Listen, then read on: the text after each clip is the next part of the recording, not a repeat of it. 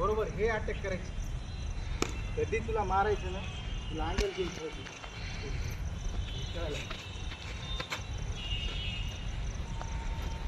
Perfect attack मारायचं.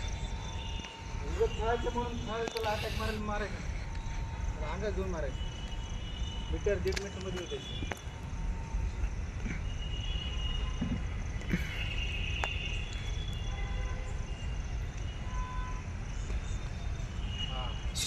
मारा आता पुढं ते झोला खाल्लं की आपण मारायचं त्याला.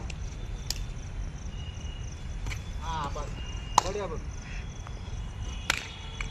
त्याची पोझिशन चुकली की आपण त्याला अटॅक करायचं. आपली पोझिशन चुकली की ते अटॅक करणार तुझं.